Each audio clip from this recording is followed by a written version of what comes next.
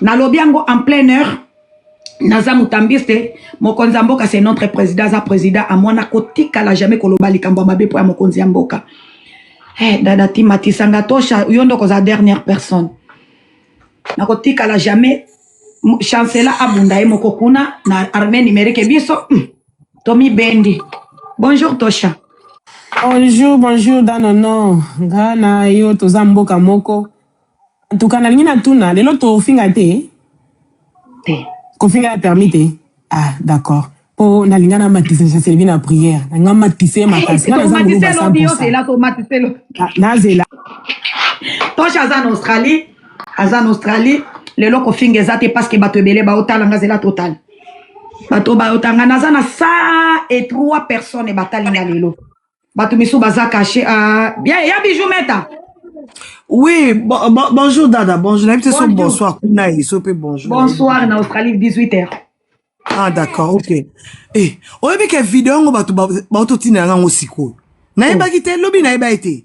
Batina nga ngonde siko vidéo mo nango aza ko finga fandi pe 7 minutes, aza ko finga zolo ba n'importe quoi. Oh, non mais ele kelinga parce que on a vu que Dada makamboyo ka nengo zolo ba wana ke Mwana ngo a commis na excès de zèle loko ba sombele mutuka sika na gouvernement a commis na excès de zèle osomona non mais comment mwana ngo bi na comprendre te audace ni nango ya zui ya koya ko mata soki na vidéo koya ko finga mutamba ne koya ko lobake mutamba zali rebelle mutamba za M23 mutamba aza rwandais non mais comment mwana oyo tanga uti village nga bijou meta na zotala na mayanti na makolo na za otala. Mais moi, non, quoi mi kaka lobi anazotala vraiment. Pona nini ko sala makambu ya boye, quoi ko diviser biso. Biso to soutenara président Fachi, to soutenara pe Mutamba. Oso mona dada. Si ko neti bonazo kayo lobi, oza mutambiste, okoloba lisusu makambu ya Fachi te parce que oza mutambiste. Non. Non mais est-ce que si ko eza normal? Et ça normal parce que Mutamba nenga zaboy aza leader na biso. Mutamba za leader na biso. Il faut respecter Costa Mutamba. Il faut respecter ye. Mutamba zo mérité babiloko te. Kamo mwano batindio mwano musenjo amayanti na makolo. Est-ce que mwano yo akwa ko tele ma guerre biso to sala awa. Mwano aza na niveau nini ya kwa ko sala guerre biso to salaka. Azana visibilité nanya ngwa kosiye, nanya ngwa pesi excès de zèle. Tala na lobi bino bato nyonso bobengi mwana na ya makolo mayanti na makolo azana na nyei na masoko ayebino kosokola ta kalesone malamu te bino bato bobengi ye aya kosala n'importe ko boyebake biso banzoko to telemi telisi mwana wana azonga aya kosenga pardon o eza avertissement aya kosenga pardon a retirer maloba na ye et pas Mutamba soka sali yango te to limu sa chaselawa. Donc on lit na réseaux sociaux pour biso ba kolo makambo ko to telemi parce que to ko permettre te moi na moko boya mayanti na makolo aleka liboso na biso aleka bando sala ba n'importe quoi et bino batu botindie na yebi ke botindie na yebi yango na yebi ke botindie na yebi yango dans lokola botindie lokola mwana na se permettre et que botindie ok. Tozo kota siko ne balé, guerre est lancée officiellement. Total à ce qu'on m'a commandé tout ça n'engeni. Guerre est lancée. Guerre est lancée officiellement. Tous les moutambistes, bon qui te l'anga compte ya mwana wana. Ba moutambistes ni osobo se désabonner la page ya mwana wana. Bon qui dit sa page ya mwana wana. Et puis yo chancela. Yo ebite ke babeta batu ba 12. Yo ebengote. Yo ebengote toko kitiso na façon moko bo o regretter vie na yo. On s'est retrouvé dans Moutakano na réseaux sociaux. Y'a bien goté. Y'a bien goté que tu as un département nyoso.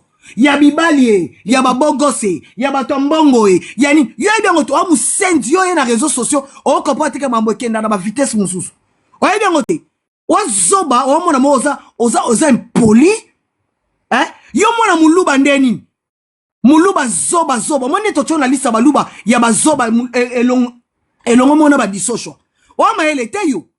Oh mais elle était yo so mona muluba na babilora bongo pesa vraie information biso to yaka na ba information ya lokutate to yaka na ba information ya solo yo koma na ba information ya lokuta ya Kadiosha chancela oyo mama ya Kadiocher Mais tu comprendre que na minute yo kadio cheko le kate to soutenir président de la République na vérité. Na kadio chate Mutamba il a travaillé pour la République. Mutamba il a travaillé, il a soutenu le chef de l'État. Mutamba il a rendu un travail loyal au chef de l'État. Et il ne mérite pas de insultes. Yona Nyango, Mutamba c'est le chouchou de la République. Mutamba c'est le chouchou du peuple congolais. Yo kama mwano a makolo, mayandi na makolo, musendi mwano yo. Azana na mayandi na makolo, ebi même pas ko sokola na kalation na malamu. Yo! Na peso permission na yo, na peso permission na réseaux sociaux ko loba devant biso. Nani? Yo mwano chancelo, ye dada awuti village ya wanga na zotala, awuti village akena UDPS, bayambiye, tala mwano zana na nzoto ngai. Azana nzoto eza solo ngai. Na basuki wana do mutu moko musendi tout fait. Yongo kabo la diffusion ça la diffusion la carte armée numérique. Bati que la armée numérique yo sala ngo yomoko. Yo ko sala armée numérique yomoko. Biso nyo soto soit décision to lo bake bon OK. Lokolo yo fini Mutamba to tikeli yo siko bunda yomoko bundela fati. Yo ko kayango. Est-ce que ko kabitumba yo olingo lukao. Na tindio na kosio. Tout se décider biso nyo. Ce que te ke biso to benga na ba téléphone. Yeah, to benga na ba téléphone. Biso la diaspora to benga na ba téléphone.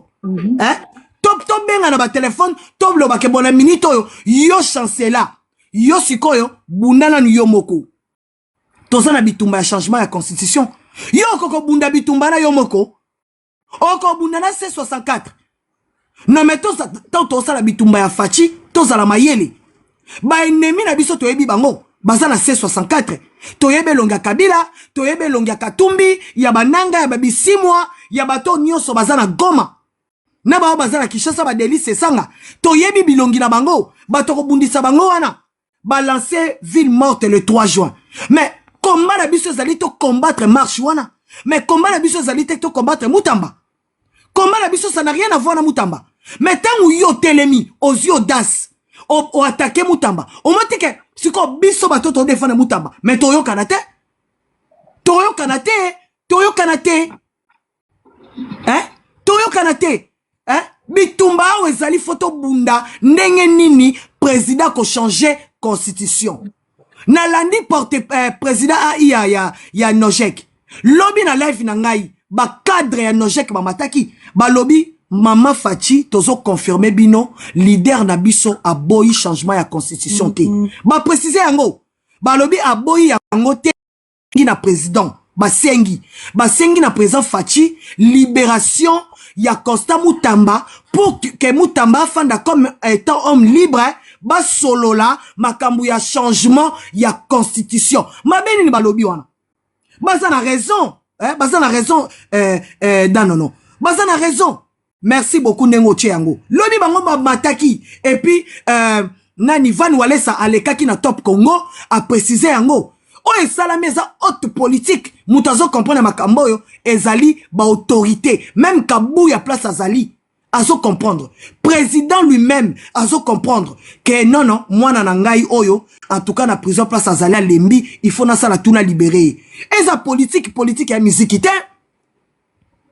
politique ya musique te. Sikoyo yo chancela olangwe nino meli lotoko omeli zododo mwana nzoto mingaibo nani apeso permission le kaliboso na biso yo bando loba yo mino koza na monopole maloba ko le kabiso nani akosi yo yo za armée numérique nani yo mwana musenjo nyangala kata mwana muluba zoba nanga peso permission o leka devant biso yo leka okaniso za na monopole ya maloba nana kosio yo kanisi kozala devant Fachi nde peso monopole olobi ke boloko na posaki question na Fachi c'est que na zu monopole d'ailleurs yo ndeko za bongo oza eloko te banda loti lobi oza très impoli bine basaka politique angote wa musendi wana orate yo za na orate wana orate babiso babiju meta soto pesi likambu tolobi makambo ekei dano nazana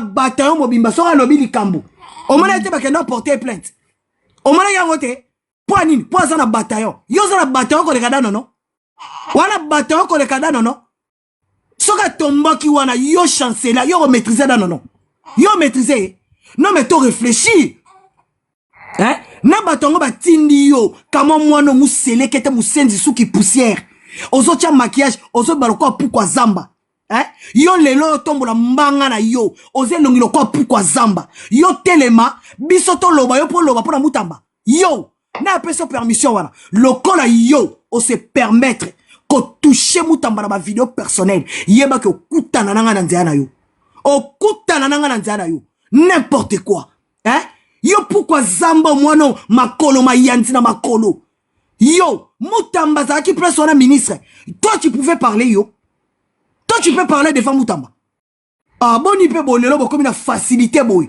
yo koloba devant mutamba mutamba c'est un professeur des universités mutamba otangi sabiso nyo so apesa sabiso cours mutamba ce n'est pas n'importe qui hein biso nyonso tozo bunda ke ndenge za boye jamais tokoki kofinga chef de l'état tolobango mot d'ordre ezali ne touchez pas au président de la république mot d'ordre za ngwana tokoki kofinga chef de l'état te biso problème na biso ezara to senga kana bokonza mboka libération ya Costa Mutamba mais toi tu te permets quand même ya kwa na réseaux sociaux ofandi pe na kiti wana oza très molili wa lumière toi molili. On les qui posé président Fachi question avec beaucoup de légèreté. Na lobby hein, papa hein, oso melanga mutuka, oso vraiment vrai musendi. O vrai musendi. Na tindio parce que na ndimite que présidence de la République et kotina na babiloko wana je ne pense pas. Je ne pense pas. Mais bien que batu o bazana simana yo. Oyo ba manipuler yo. Bino batu nyonso bo manipuler chancela. Bo benga ya ko senga pardon à retirer maloba. Soki chancela sengi pardon te. À retirer maloba te. Boyeba que la guerre est lancée ouvertement. La guerre est lancée ouvertement. Comme ça yé chancela. Abando ça la guerre numérique yemoko total endengo ça la guerre numérique. Boni buzoba boy. Yo chancela. Toti kelo numérique yo ko sala. Okosala ngo yo moko yo musenjo nyangala kata imbwa mwana zamba oyo pourquoi zamba na pesa autorisation na oko makele biso le chouchou de la république respect nani wana ebisio nani akosio yo ngokota na mulongo moko ya ba conseiller ya ba zoba oyo ba fingi mutamba conseiller bosani musani na présidence conseiller Bossani copé sa présent Fachi conseil a commis na réseaux sociaux o commis écrit moi na bango wa moi ça zoba facile à manipuler wa musenzi yo songa na chelo mayele ba oyela nga kaleso na réseaux sociaux wa zoba na chelo mayele soto na ba formule bele na chelo mayele ba oyela nga kaleso na réseaux sociaux zoba imbwa on y a tchelo maele na réseaux sociaux yo ebo manipuler réseaux sociaux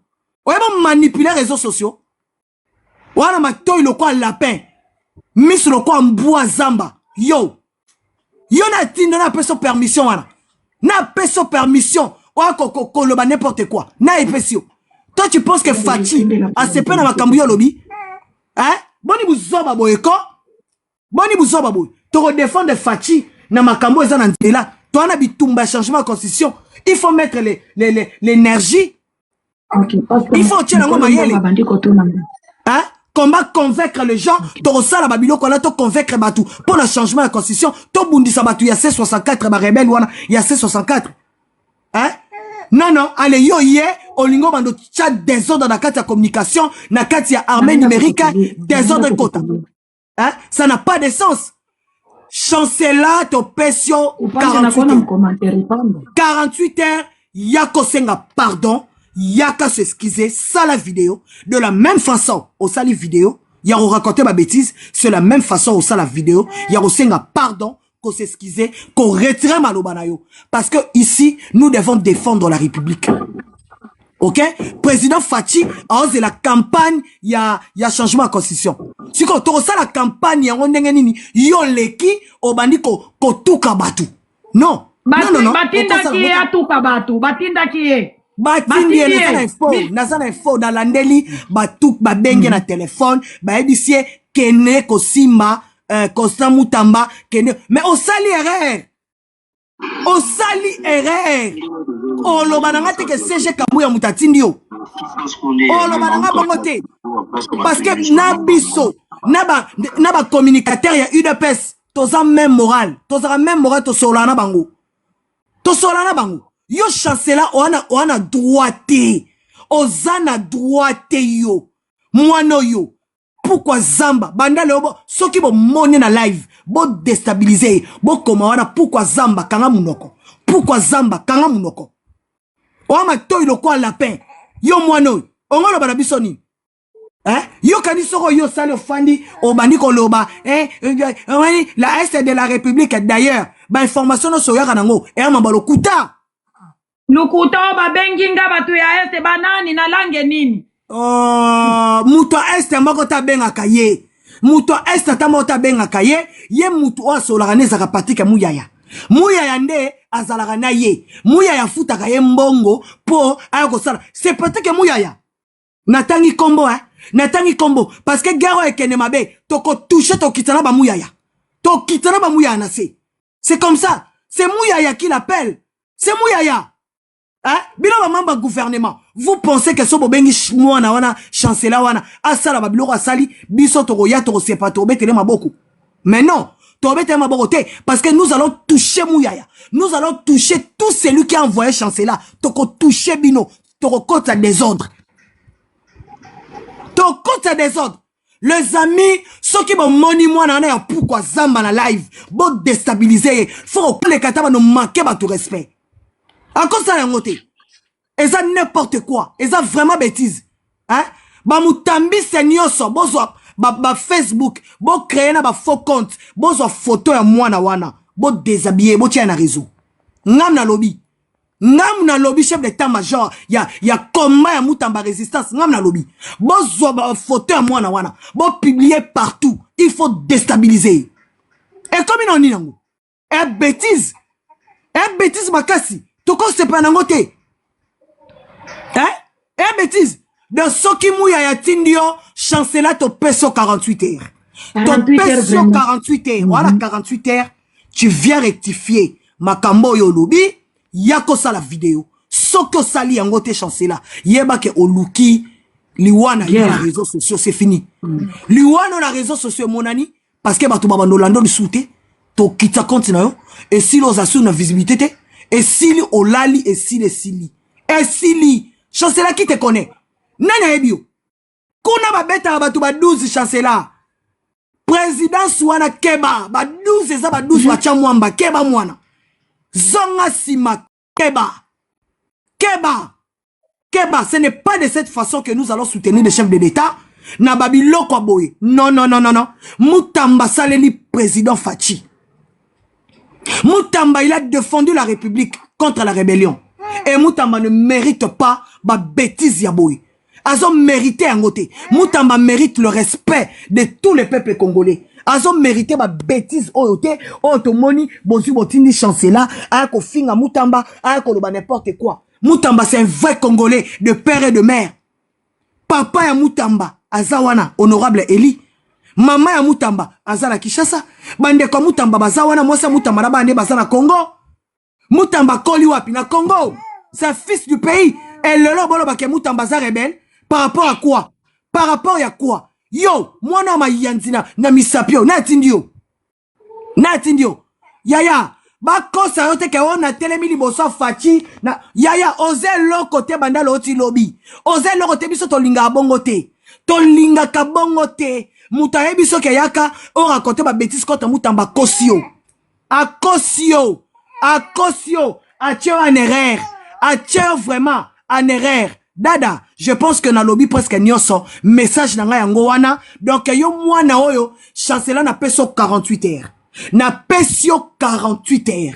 Tu viens yako s'excuser zonga sima. Il faut reculer chancela. Il faut reculer. Constatez que sur Yebo Batouba yo, tu veux faire tout comme un excès des ailes. Toi tu veux le combat Fachi. Yo ça la combat Fachi yomoko.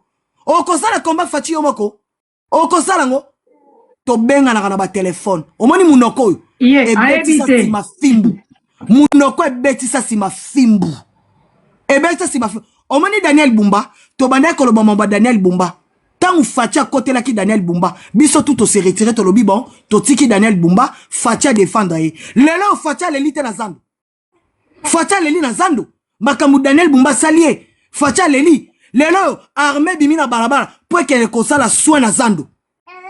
Non mais yo chancela moi na mboa nyangala kata musenzi yo avoir ko loba mama mutamba ke ko sokola masoko no esa na nyei mbala suka impoli nyama moi na zana nzoto poussière bo nzoto ngai yo loba na bato make mutamba respect na peso permission mbala suka yo moi na musenzi na ngwatindi yo o akote ba bêtise wana n'importe quoi dada vraiment côté nango na lobi soko okata ngo batu nyonso bolandi ba page bo kate na nga côté na nga bo lancer yango yo la guerre est lancée officiellement chancela la guerre est lancée officiellement la guerre est lancée ngam na lobby la guerre est lancée toke na ngo place au lobby comme ça tu comprendre bateau batindio comment est-ce que makambango et ko salema comment est-ce que to sala makambango bateau batindio bakosio yo kokosala armée numérique yo mon côté okosala ngo yo mon côté aussi de sa guerre côté guerre à changement et senga ba énergie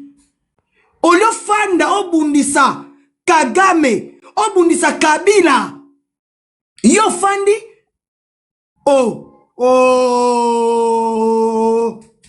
dada na na posa département na yo wana omoni département no elemisa suminwa nde na posa nango boye na o département Elenisa Souminwa. Oh Souminwa akenda kolela département na nenga na lingi. Na lingi département on a un Satan de Fabima. Parce que ce n'est pas possible. Donc chancela, je te mets en garde. Je te mets en garde chancela. Tu as 48 heures. Tu as 48 heures, tu devais revenir sur le réseau, t'excuser, demander pardon à Costa Mutamba et retirer tous les propos. Retirer tous les propos. Tu dois demander pardon. Sinon, la guerre est lancée officiellement à les réseaux sociaux et nous allons voir maintenant qui va gagner cette guerre. Qui va gagner cette guerre? Parce que nous tous, nous allons maintenant nous mélanger. Toko kota na kata vinaigre.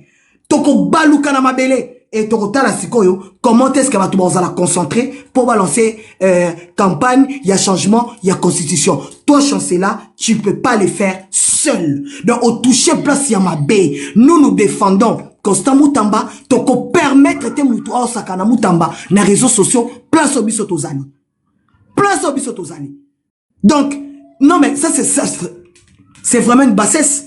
Donc c'est Mouyaya qui t'envoie, Mouyaya qui te dit, ben va là-bas, va insulter Constant Mutamba, loba que Mutamba za rebelle, Mutamba za rwandais. Non mais, nani a payé sa permission. Nani a payé sa permission. Non mais vous exagérez. Mutamba qui a condamné Kabila. Mutamba condamné Nanga. Mutamba condamné Bissimo. Mutamba condamné tous les rebelles de M23. Et c'est de cette façon que vous remerciez Constant Mutamba. Non mais je suis vraiment très déçu de voir que certaines personnes qui sont autour de chef de l'État sont en train de lapider Constant Mutamba dans les réseaux sociaux. Et aujourd'hui, cette petite fille, une fille mal éduquée, mal instruite, qui se permettent quand même que de s'exposer dans les réseaux sociaux pour raconter de bêtises contre Constant Mutamba. Non, Mutamba ne mérite pas ça. Mutamba ne mérite pas ça. Je suis vraiment désolé. En tout cas, tu as eu de pèse. Il est temps de recadrer Mboua na bino botier les réseaux sociaux. Parce que chancela Zamboua y a eu de pèse. Chancela Zamboua y a eu de pèse. Il faut appeler chancela, bon maîtriser. Azan a 48 heures. Elle a 48 heures.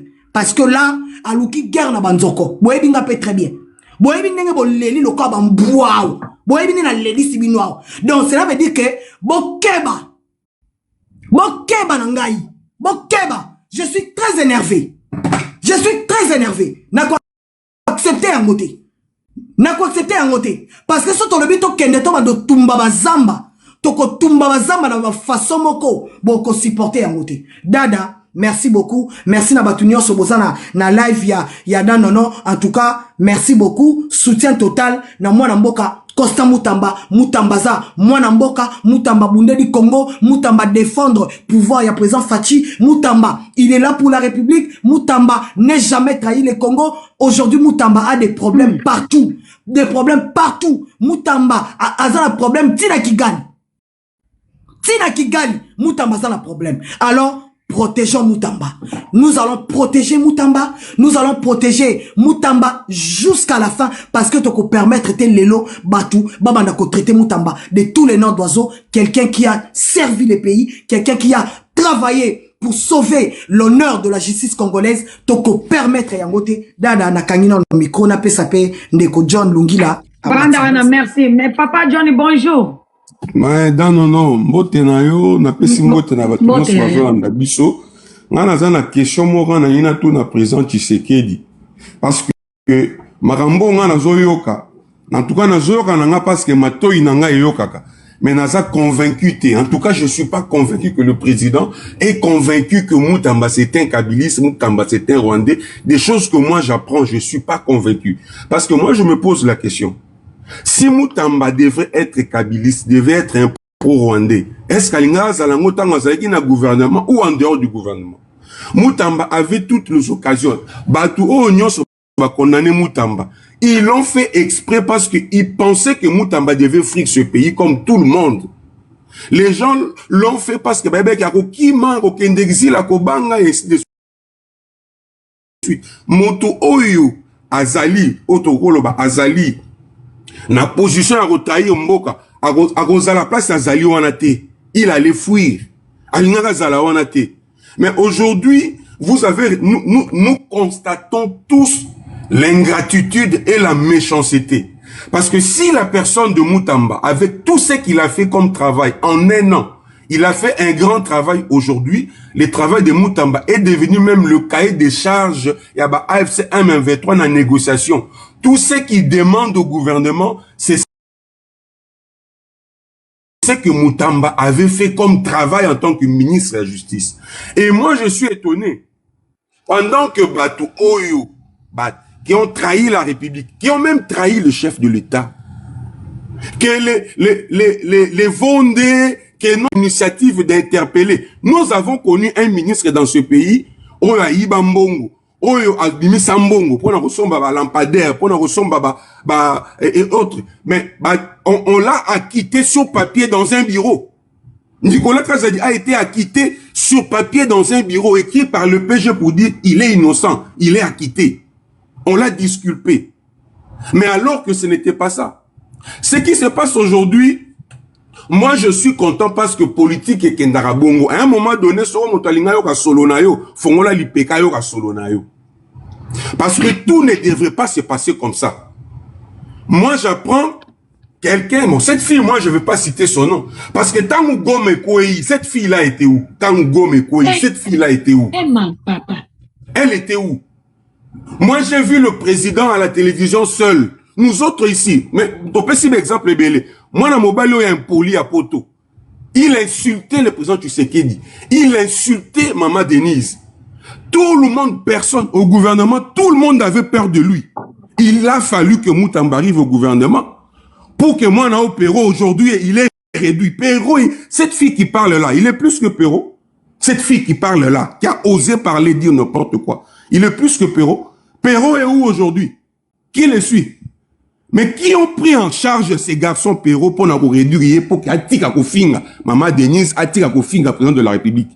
Ce n'est pas cette fille-là qui est passée ici. L'ingratitude est condamnable. Moi, je pense que je suis convaincu que le président Tshisekedi a Zalaranama Toini Balé. Ce qui a Zana Lito, il m'a dit que c'est Likambo. Zana deuxième Lito, il a Zo Kamaramu toujours le bas.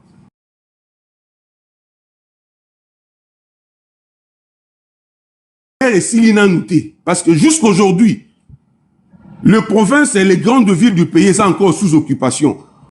Patriotiquement, pour continuer à défendre, et pas en ces moments précis qu'il faut déstabiliser, surtout décourager Batou Oyo, comme il a sacrifice suprême pour défendre Mboka.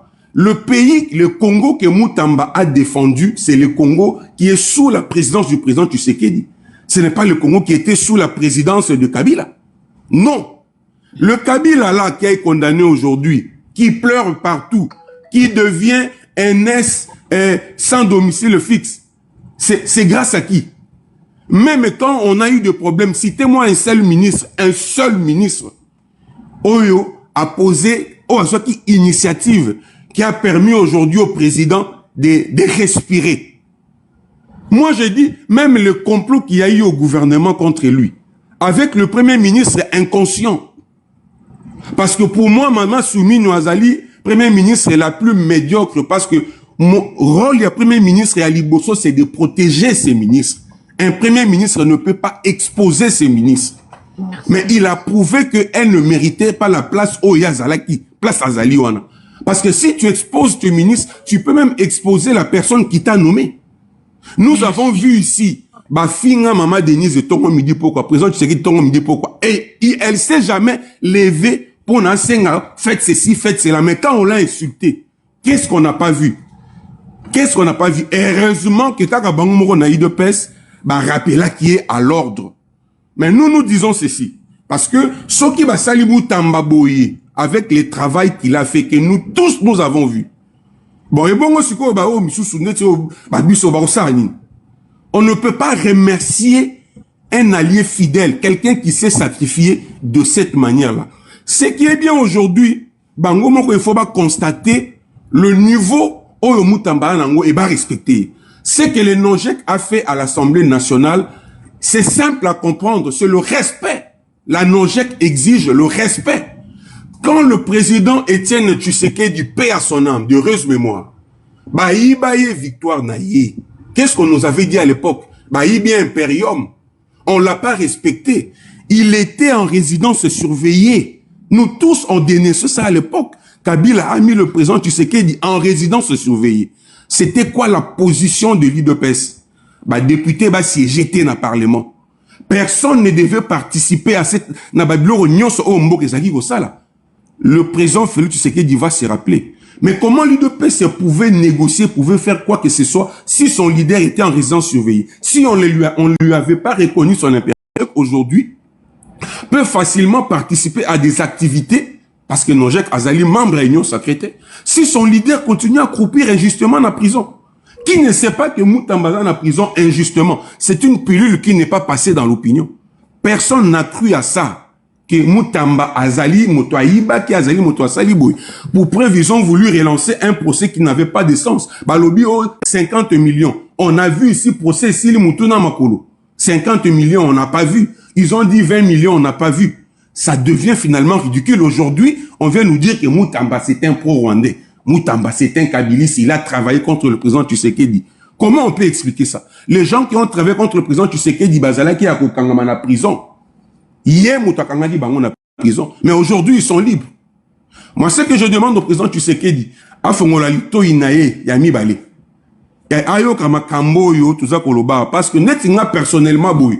Moi, je suis journaliste, mais je suis congolais. Quand je me suis engagé dans ce combat ici, les Anabatu Oyo, qui sont touchés directement par cette situation, et moi, j'en fais partie. J'ai des audios au bateau et M23 baza ça menace ma casse bazo ko finga bazo lo n'importe quoi. Mais pour avoir fait quoi? Pour avoir dit non à bateau balingi ba bomana nu mokonza mboka et balingi ba déstabiliser mboka. Nous avons pris des risques incalculables.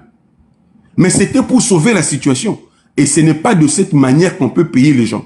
Nous avons vu Moutamba depuis que Moutamba est parti, il y a eu un laisser-aller. Aujourd'hui, même celui qui est venu le succéder, qu'est-ce qu'on peut dire? La justice Sungefa ressemble à quoi aujourd'hui? Ressemble à quoi aujourd'hui? Si ce n'est pas un ministre qu'on a nommé pour venir annuler tout ce que Moutamba avait fait. Et Moutamba avait fait quel travail? Moutamba avait fait le travail de condamner tous ceux-là qui sont en train de trahir la République. Tous ceux-là qui sont en train de travailler pour Nroboma Mokonza Mboka. Tous ceux-là qui sont en train de soutenir l'ennemi en Mboka. C'est le travail que Moutamba avait fait.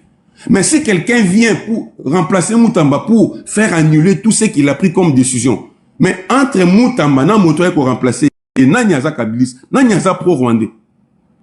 Et nous pensons que il n'est pas encore tard pour mieux faire. Moi, je m'assume personnellement parce que je suis très déçu. Et je ne suis pas hypocrite. Si les gens veulent qu'on se dise de vérité en face, en public, on va se le dire. Mais nous demandons qu'on puisse rectifier les tirs. C'est que la NOJEC a fait à l'Assemblée nationale, Ezali exigence, il y a respect. La NOJEC exige le respect. La politique se fait la nuit, pas le jour. Soki Bokendaki komona Mutambate, leader ya NOJEC Boussoli n'a été. Comment voulez nous sommes en politique, nous sommes pas, nous sommes en musique, nous sommes en quartier politique. Depuis que Mutamba est en prison, il est tombé malade plusieurs fois. Qui est allé visiter Mutamba?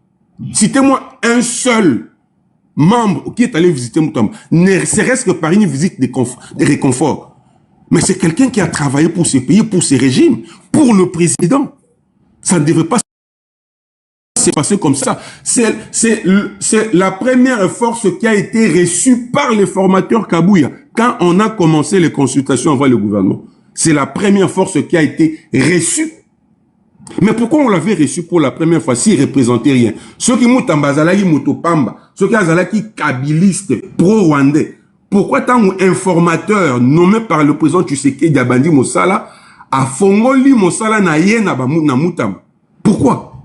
S'il n'était pas avec le président Tshisekedi, il ne faudrait pas avoir la facilité à Robosa na Makambu ou la facilité de diaboliser des gens qui ont mérité le respect, la reconnaissance de la nation. Vous pensez vraiment avec tout le travail que Mutamba avait fait, les gens devaient fermer les yeux à cette situation qui saute aux yeux que c'est de l'injustice, c'est de la règlement de compte, du règlement de compte, c'est de la méchanceté. Et moi je pense que Makamutozo Loba et Kokoma, la présidence de la République, il y a Berer Rezebele. J'ai suivi un conseil du chef de l'État, et puis en matière infrastructure, Moussa Naezalaka, qu'on a visité le chantier. Est-ce que lui, il est politique? Un certain Loutonadio, si c'est Loutonadio, si c'est Yannick Loutonadio. Ça, c'est n'importe quoi. Tant que Bitumbawe et Bimakiawa, lui, il était où? Lui, il était où? Parce qu'il peut partager même n'importe quoi. Et moi, je pense que pour le reste, cette dame, mes propres amis, ont été arrêtés. Moutounyos oya se retrouva ki na ngambu ya ba pro-rwandais, na ngambu ya Kabila, pour na rosala mboka mabie, pour na rosala président Tshisekedi mabie, Mutamba akanga bango. Ba Mastanaye, même des gens de sa propre ont été arrêtés. Il n'a pas été complaisant. Mais une personne comme ça, vous allez me dire que c'est un Rwandais? C'est un Rwandais? C'est un pro-rwandais? Il devient Rwandais aujourd'hui? Bon sang. Mais je pense que notre conscience ne devrait pas rester tranquille vis-à-vis de tels dérapages, vis-à-vis de telles manipulations. Et nous devons avoir le courage de dire non, non, non, ça ne peut pas passer. Ça ne peut pas passer, il faut rectifier. Il faut rectifier, il faut revoir. Parce que si vous ne voulez pas rectifier, vous ne voulez pas revoir, on ne peut pas dire aujourd'hui, c'est un pauvre Rwandais. Je ne peux jamais porter sa cause. Jamais. Moi, je ne peux jamais marcher avec des gens qui s'attaquent au président Tshisekedi, qui s'attaquent au Congo. Moi, aujourd'hui, dans le temps qui court, je le ferai jamais. Et je l'ai jamais fait. Jamais je le fais. C'est une décision, c'est un engagement que nous avons pris. Et c'est respecté, que ça soit en public, que ça soit en privé. Ça n'existe pas. Personne ne peut le prouver aujourd'hui. Mais seulement, je n'ai pas vendu mon âme pour ça. S'il y a des choses qui ne passent pas, on doit les dire. Personne ne peut nous fermer la bouche. Personne. S'il y a des choses qui ne passent pas, il faut qu'on le dise. Et il faut qu'on soit écouté. Il faut qu'on soit écouté. Si les gens pensent qu'aujourd'hui, j'ai dit au président, vous avez commis une erreur grave. Parce que quand la force que l'armée numérique avait à l'époque pour faire face à l'armée numérique et à FCM23, c'est Mutamba qui alimentait l'armée numérique, qui donnait des arguments et des éléments à l'armée numérique. Bisous toujours un problème au Canada avec Willy Mandy, tout ça. Willy Mandy, peut-être les gens ne le savent pas, c'est un tout puissant ici au Canada. Dans la communauté à bateau, Congo, Willy Mandy, c'est un tout puissant. Plusieurs actions qui sont menées ici, c'est financé par lui. Mais dans ce pays ici, si le Congo a saisi le Canada pour dénoncer cette dérive, c'est passé par Mutamba. Il a posé beaucoup des actes qui ont mis le Congo sur une position défensive, sur une position à respect, à dignité. Mais personne ne l'a fait. Personne ne l'a fait. Et donc, moi je pense que je suis d'accord de manière à ce que si on veut absolument avoir, on a tous lu la lettre que Moutamba avait écrite quand il était en prison sur la question du changement de la Constitution. Est-ce que les gens peuvent présenter aujourd'hui en public la position de Moutamba? Parce que moi je dis, Moutamba n'a jamais dit non au changement, il n'a jamais dit oui au changement. Parce que Mouto Azan en prison, comment il va donner sa position? Vous voulez savoir sa position comment pendant qu'il est en prison? Alors que c'est vous qui avez le pouvoir, il y a qu'au libérer. Et le peuple va être content. Parce que le peuple vous les demande même. Partout où il vous rencontre, il vous dit, libérez Moutouana. Libérez Moutouana. Quand on a dit ça au chef de l'État, na accueil Yaba Ilopar, Moutamba peut corrompre même une foule. Moutamba a les moyens de corrompre même une foule pour exiger sa liberté. Et je pense que le chef de l'État, comme je l'ai dit, a deux oreilles. Ce qui était, il m'a dit ici, Moutamba, c'est un pro-rwandais. Mais à fond, la deuxième milito, il y a Yoka. Je sais qu'il est réceptif. Et je sais qu'il comprend. Et je sais que le chef est intelligent et sage, plus intelligent et plus sage que tout le monde. Que personne ne peut l'amener sur ce terrain-là de faire croire aux gens aujourd'hui que Moutamba c'est un pro-rwandais. Ça passera pas. Personne ne va croire à ça. Personne ne va croire à ça. Et donc moi, c'est effectivement, dans nos noms, c'est ce que je voulais dire. Moi, ma position est claire, cette histoire doit s'arrêter. Il faut parler avec lui. C'est un leader qui mérite respect aujourd'hui. Parce que la question du référendum ne passera pas par une ordonnance qu'on doit signer. Mais ça passera par une campagne et que le peuple doit voter. Il faut convaincre le peuple. Mais vous allez envoyer qui convaincre le peuple? André Mbata. Vous allez envoyer qui? Citez-moi une seule personne aujourd'hui qui a une popularité. Namboka wana. Oyakoki kolobabayo qui est. Citez-moi une seule personne. Mais citez, en dehors du chef, vous citez Moutomoko, qui il peut se retrouver devant le Congolais, il parle et puis on l'écoute. Mais si nous savons tous qu'au Congo, le pouvoir est où t'arrives pas à peuple, on doit respecter Moutamba parce qu'il est porté par le Congolais. Et qu'il a un mot à dire sur tout ce qui, opinion et peuple. Et je pense que le chef de l'État le sait. Même le service le savent. Arrêtez de faire semblant. Arrêtez d'ignorer un leader. Ce leadership populaire est incontestable. Personne ne peut le nier. Parce qu'il y a ça même dans la prison. Mais nous n'acceptons pas l'injustice. Parce que si on laisse passer l'injustice pour l'un, ça va t'atteindre aussi. Ça va nous atteindre tous. Et ça, c'est ce qui n'est pas bien. Il faut que ça soit corrigé. La Nogec exige le respect. La Nogec exige la libération de son leader. Si vous voulez avoir le point de vue de Moutamba, il faut le mettre dehors. Parce que Nogec a déjà donné sa position.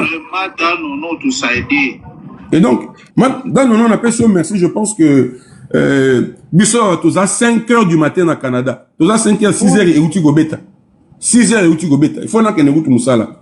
Parce que nous avons Moussala, nous avons na beta kakayou fona ki obeta kayou pour la famille mais tout ça le va makamamboka parce que et loko est très dangereux. Je dis que ça très dangereux. Et ça très dangereux. Et loko est déstabilisé comme vous n'avez pas l'idée parce que le Congo fait face encore à des ennemis et le Congo a encore besoin de voir tous ses enfants fidèles ensemble. Le Congo a besoin de voir tous ses enfants fidèles ensemble. Le Congo n'a pas besoin de voir tous ses enfants fidèles divisés. Divisés. Ça, il faudrait que tout le monde base à la conscience nango. Et mon konzambo que fois à la moto ali bosso ya cause à la conscience nango. Qu'il doit garder banana enyo so ya mayele, banana enyo so bazali fidèles ensemble. Mais ceux qui ba côté ici venaient à division, nous allons nous retrouver tous devant un fait accompli. Et c'est le Congo qui va perdre. C'est le Congo qui va perdre. Si nous sommes convaincus que le changement de la Constitution, c'est une bonne chose pour le pays, nous devons mettre tous les enfants, les meilleurs enfants du Congo, ensemble. On ne doit pas diviser les meilleurs enfants du Congo. Ceci ne devrait pas être une stratégie, surtout pas une bonne stratégie. Mutamba ezali péché te soki babimisi Mutamba lelo ezali péché te ezali violation à mibe côté tango bazuku to ba criminel batu balingi ba même mokonza mboka babimisi bango et déranger mutu te Congo ekufi te mais pourquoi se faire sortir Mutamba doit être un problème. Vous êtes d'accord que vous discutez avec les ennemis du Congo, vous libérez les ennemis du Congo, mais des enfants du Congo qui se sont sacrifiés, vous les gardez en prison. Et vous voulez que les gens soient contents. Et vous voulez que les gens ne parlent pas. Parce que la présidence de la République a donné une position. Non, la présidence de la République n'est pas le chef de l'État.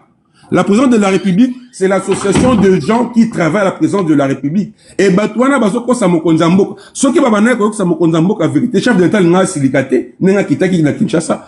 Akeloba, n'a na monaki vidéo, a ezalaki salité, mais boubongi si ponga inazoya. Mais on a toujours, ça prouve qu'on a toujours menti le chef de l'État sur beaucoup de choses. Mais qui ment au chef de l'État? Ce n'est pas moi, ce n'est pas Dan, non. Nous, on ne travaille pas à la présidence. Mais ce sont ces gens ici qui travaillent à la présidence, qui mentent au chef de l'État, qui flattent au chef de l'État. Vous ne pouvez pas faire croire au chef de l'État que un Moutou Oyasali a travaillé pour Naïe, a commis pro-rwandais. Ça ne peut pas passer. Ça fait mal au cœur. Parce qu'il y a des choses quand même au Koki Koyoka Moté. Et c'est le cas que Yesu Azaranae Satana. Yesu Oto Kwaranae Bandakala. Oto Sambela Bandakala. Oto Benarae Sauveur. Nous en réalité Azali Diable. Mais qui va croire à ça? Qui va croire à ces discours? Et c'est le cas que bon passe la Bible, Satan a Moutako Mango. Mais qui va croire à ça? Et qui va croire à ça? Il y a des choses qui ne passent pas. Et surtout, il faut avoir honte de dire certaines choses, de poser certains actes. Il faut avoir aussi honte. Son niveau, ça va quand même la dissoper à un moment donné. Donc, non. On appelle ça merci. Comment à ceux qui 6 heures, ils font la bande moussala. Je pense que l'essentiel a été dit.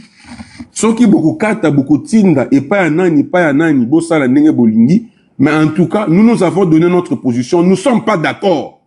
Nous ne sommes pas d'accord avec cette campagne de diabolisation, cette campagne de manipulation. Nous ne sommes pas d'accord. Parce que nous devons être reconnaissants dans le sacrifice. Quand le Congo avait besoin de meilleurs de ses citoyens, Moutamba en faisait partie. Mais aujourd'hui, les choses semblent bien aller. Il ne faut pas oublier ceux qui se sont sacrifiés, ceux qui ont mouillé le maillot. Il ne faut pas les oublier. Parce que l'ingratitude est condamnable. Satan a existé parce qu'il y a un grave vis-à-vis en Zambie. Et Moutamba, c'est une force qu'on ne doit pas ignorer.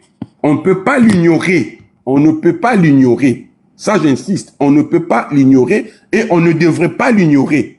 Il faut parler avec lui.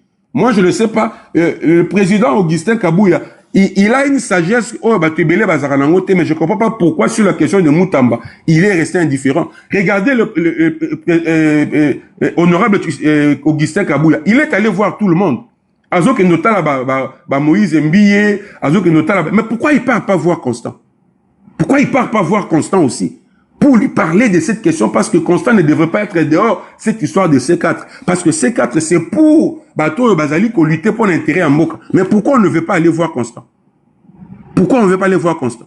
Pourquoi on peut voir les Mbiye, on peut voir des leaders spirituels, victuels? Mais des leaders au bazar la bassise comme Constant, on ne veut pas le voir. Depuis que Constant Moutamba est devenu Akomi Bololo, moi je me pose cette question. Pourquoi Akoma Bololo aux yeux de beaucoup et de certains? Ce n'est pas parce qu'il a trahi, mais c'est parce qu'il a voulu faire un travail. Vision chef de l'État, il parlait de l'État des droits. Depuis que le président Moutamba est sorti, on parle encore d'un État des droits dans la justice Nabiso. Cette justice-là, telle que c'est piloté aujourd'hui, c'est conformément à la vision du chef de l'État? Vraiment? Vous êtes sûr? Là, non, merci beaucoup. Merci. Mais là, même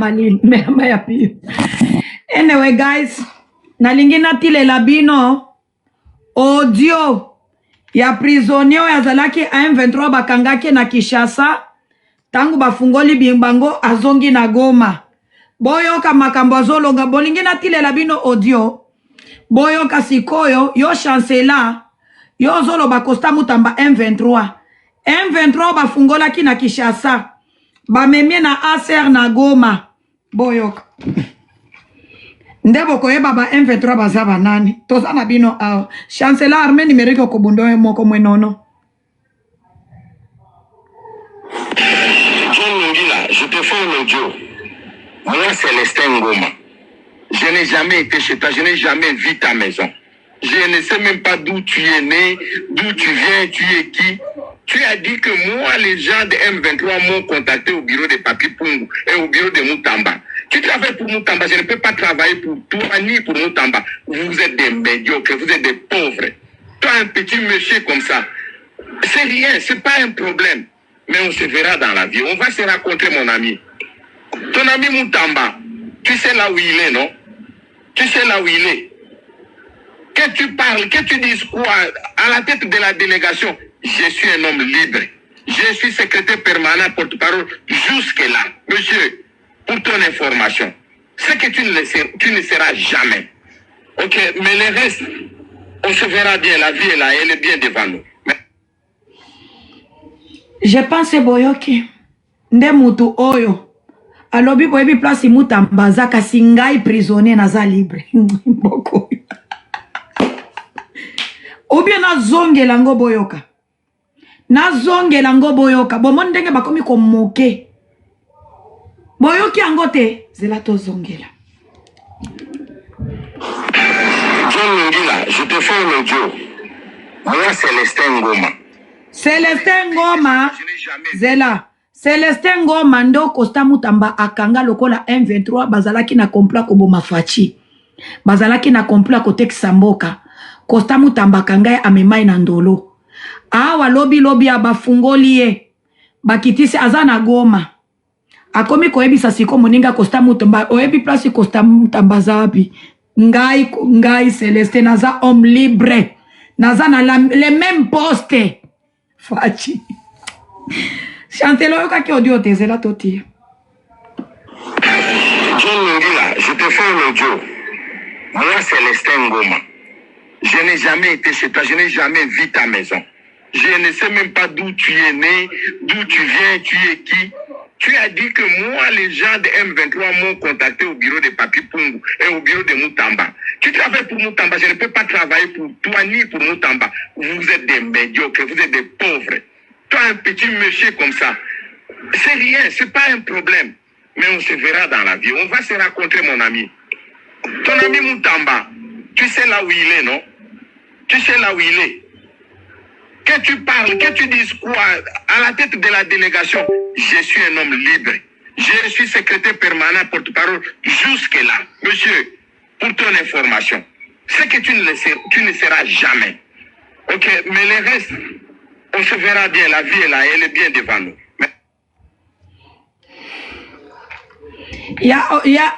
Azo finga fachina ti ya obe na koti yango lobi. Aza oe bafungola ki lobi. Afingi Moutamba.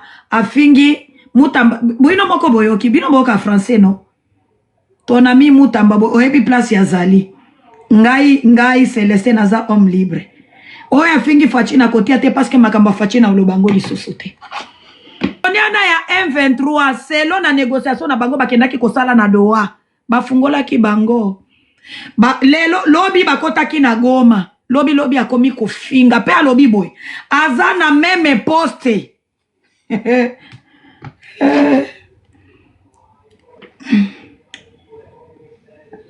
Chancellor yako kobunda.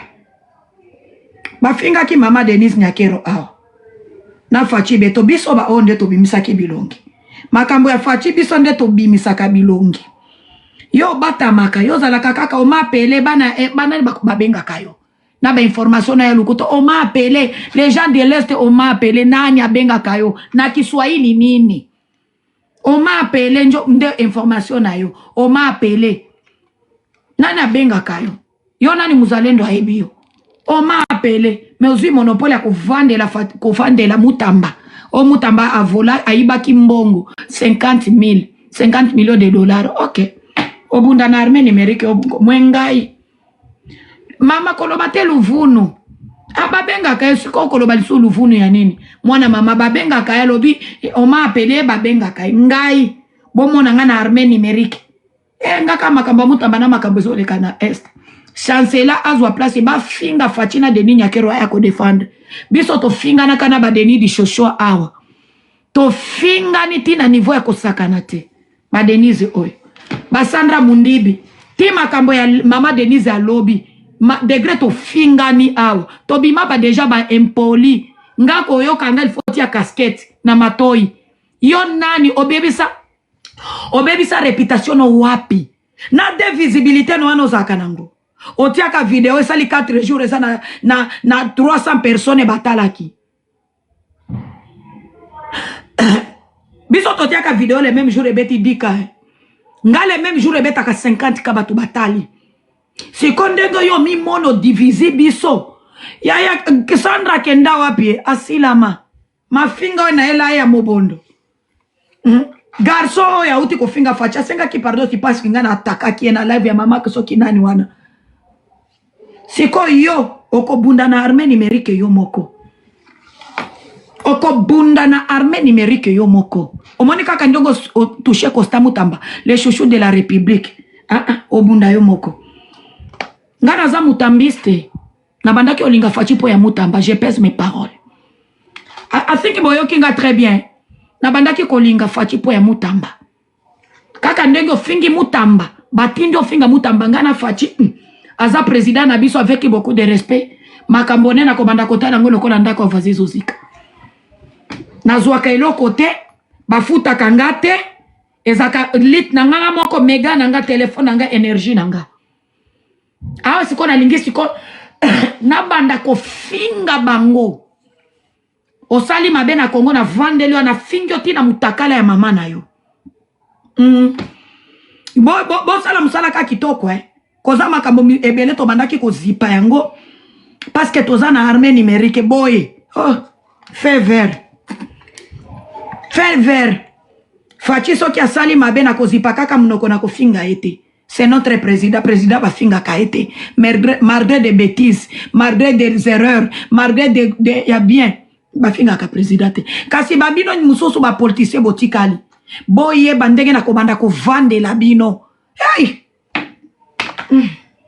aliana no mabelenga peso ke komi zemi na zoka pose ya mabele makasi e komi nini oyo na sinali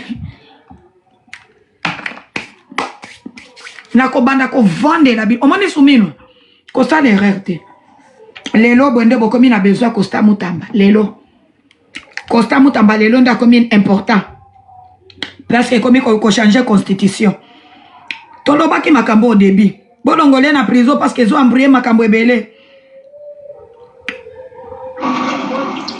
nakumbuka na kitambo magazi koto batu baza bamba montant te basisa na bana tilelanga mbongo pe moyibi siko bana komi ko vandela bango ngana ko baluka M23 te no baluka nanga M23 te na komi kaka na position nanga onga ilelo na vanda na panele na zolo belanga na beli liboma nango masakra bomi bandeko nanga na est ngai na lobela bisimwa kabila nga timu kolona kokota na libulu kasi na vandi kaka pembeni na vandi kaka pembeni ko sabola bino kitoko bokoyeba conséquence ya kosimba les chouchous de la République na armée numérique nana lekinga makasi ngara sala ka live na poster na video nana lekinga makasi na armée numérique. Merci la famille na pema naza déjà na 2h32 minutes karibu 3h ditana pema na melamai nozonga lisusu na pokwa